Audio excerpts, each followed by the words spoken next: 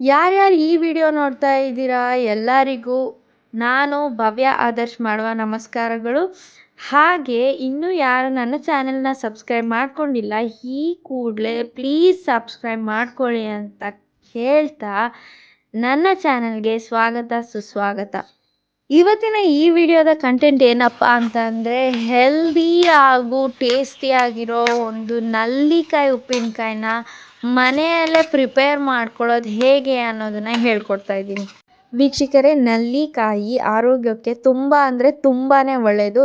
ಇದರಲ್ಲಿ ವೈಟಮಿನ್ಸ್ ಮತ್ತು ಮಿನರಲ್ಸ್ ತುಂಬ ಯಥೇಚ್ಛವಾಗಿದೆ. ಹಾಗೆ ಕೊಲೆಸ್ಟ್ರಾಲ್, ಬ್ಲಡ್ ಪ್ರೆಷರ್, ಡಯಾಬಿಟಿಸ್ನ ಕೂಡ ಕಂಟ್ರೋಲ್ ಮಾಡುತ್ತೆ.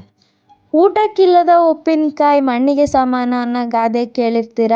ಅದೇ ಥರ ಉಪ್ಪಿನಕಾಯಿ ಇಲ್ಲದೆ ಊಟನೇ ಮಾಡೋಕ್ಕಾಗಲ್ಲ ಅನ್ನೋರಿಗೆ ಈ ವಿಡಿಯೋ ತುಂಬಾ ಯೂಸ್ಫುಲ್ ಆಗುತ್ತೆ. ಹಾಗಿದ್ರೆ ಬನ್ನಿ ನಲ್ಲಿಕಾಯಿ ಉಪ್ಪಿನಕಾಯಿನ ತಯಾರಿಸೋದು ಹೇಗೆ ಅಂತ ತಿಳ್ಕೊಳ್ಳೋಣ. ಈ ವಿಡಿಯೋನ ಸ್ಕಿಪ್ ಮಾಡದೆ ಕೊನೆವರೆಗೂ ನೋಡಿ.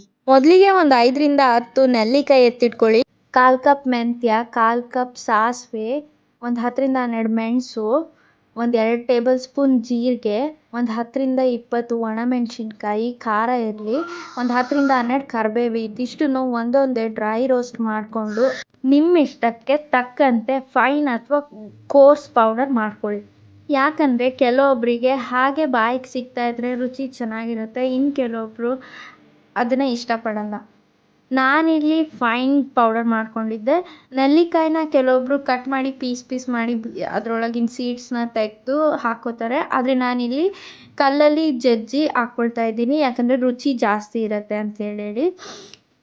ಜಜ್ಜಿಟ್ಟಿರೋ ಎಲ್ಲ ನೆಲ್ಲಿಕಾಯಿನೂ ಒಂದು ಪಾತ್ರೆಗೆ ಹಾಕ್ಕೊಳ್ತಾ ಇದ್ದೀನಿ. ನೀವು ಮೆಂತ್ಯ ಮತ್ತು ಸಾಸಿವೆ ತೊಗೊಳೋದಕ್ಕೆ ಯಾವ ಕಪ್ ಯೂಸ್ ಮಾಡಿರ್ತೀರ ಅದೇ ಕಪ್ಪಿಂದ 1 ಕಪ್ ನೀರನ್ನ ಆ್ಯಡ್ ಮಾಡಿಕೊಂಡು ನೆಲ್ಲಿಕಾಯಿನ ಸ್ವಲ್ಪ ಬೇಯೋದಕ್ಕೆ ಅಂತ ಇಟ್ಬಿಡಿ. ಒಂದು 5ರಿಂದ 8 ನಿಮಿಷ ಆದಮೇಲೆ ಕುದಿಯೋದಕ್ಕೆ ಸ್ಟಾರ್ಟ್ ಆಗಿರುತ್ತೆ. ಆ ಟೈಮಲ್ಲಿ 1 ಟೇಬಲ್ ಸ್ಪೂನ್ ದಪ್ಪುಪ್ಪನ್ನ ಆ್ಯಡ್ ಮಾಡಿಕೊಂಡು ಚೆನ್ನಾಗಿ ಮಿಕ್ಸ್ ಮಾಡಿ. ತಿರ್ಗಾ ಒಂದು 10ರಿಂದ 15 ನಿಮಿಷ ಅದನ್ನು ಬೇಯಿಸ್ಕೊಳ್ಳಿ. ಬೇಯಿಸ್ಕೊಂಡಾದ್ಮೇಲೆ ನಿಮಗೆ ಗೊತ್ತಾಗುತ್ತೆ, ಸ್ಪೂನಲ್ಲಿ ಟಚ್ ಮಾಡಿದ್ರೆ ಅದು ಕಟ್ ಆಗುತ್ತೆ, ನಲ್ಲಿಕಾಯಿ ಎಲ್ಲ ಕಟ್ ಆಗುತ್ತೆ. ಅದರಲ್ಲಿರೋ ಪೂರ್ತಿ ನೀರು ಹಿಂಗೋ ತನಕ ಬಿಡಬೇಡಿ. ಸ್ವಲ್ಪ ನೀರಿದೆ ಅನ್ನೋ ಟೈಮಿಗೆ ಸ್ಟವ್ ಆಫ್ ಮಾಡ್ಕೊಳ್ಳಿ. ಇನ್ನೊಂದು ಕಡೆ ಡ್ರೈ ರೋಸ್ಟ್ ಪೌಡರ್ ಕೂಡ ರೆಡಿ ಆಗಿದೆ. ಬೇಯಿಸಿದ್ದ ನಲ್ಲಿಕಾಯಿ ನೀರನ್ನು ಸಪ್ರೇಟ್ ಮಾಡ್ಕೊಬೇಕು, ಅಂದರೆ ಶೋಧಿಸ್ಕೊಬೇಕು. ಅದನ್ನು ಯಾವುದೇ ಕಾರಣಕ್ಕೂ ಚೆಲ್ಲೋಕೆ ಹೋಗಬೇಡಿ, ಅದು ಯೂಸ್ ಆಗುತ್ತೆ. ಮುಂದೆ ಹೇಳ್ತೀನಿ ಯಾವಾಗ ಯೂಸ್ ಮಾಡಬೇಕು ಅಂತಂದ್ಬಿಟ್ಟು.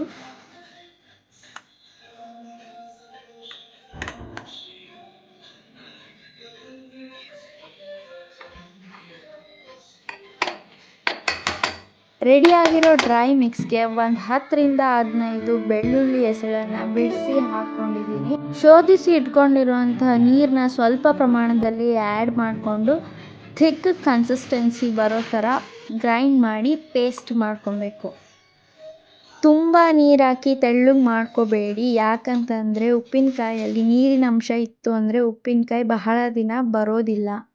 ನೀರಿನ ಅಂಶ ಉಪ್ಪಿನಕಾಯಲ್ಲಿ ಎಷ್ಟು ಕಡಿಮೆ ಇರುತ್ತೋ ಅಷ್ಟು ಜಾಸ್ತಿ ದಿನ ಬಾಳಿಕೆ ಬರುತ್ತೆ ಉಪ್ಪಿನಕಾಯಿ ಪ್ರೈಮರಿ ಮಿಕ್ಸ್ ಕೂಡ ರೆಡಿ ಆಗಿದೆ.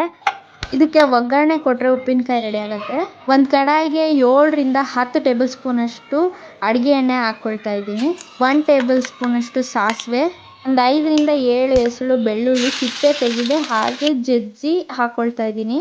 ರೆಡಿಯಾಗಿರೋ ಪೇಸ್ಟನ್ನು ಸಹ ಆ್ಯಡ್ ಮಾಡಿಕೊಂಡು ಒಂದು ಒಳ್ಳೆ ಮಿಕ್ಸ್ ಕೊಟ್ಟು ಒಂದು 5ರಿಂದ 15 ನಿಮಿಷದಷ್ಟು ಕುದಿಯೋದಕ್ಕೆ ಬಿಡಬೇಕು. ಎಣ್ಣೆ ಎಲ್ಲ ಬಿಡ್ಕೊಬೇಕು, ಆ ಥರ ಕುದಿಯೋದಕ್ಕೆ ಬಿಡಬೇಕು.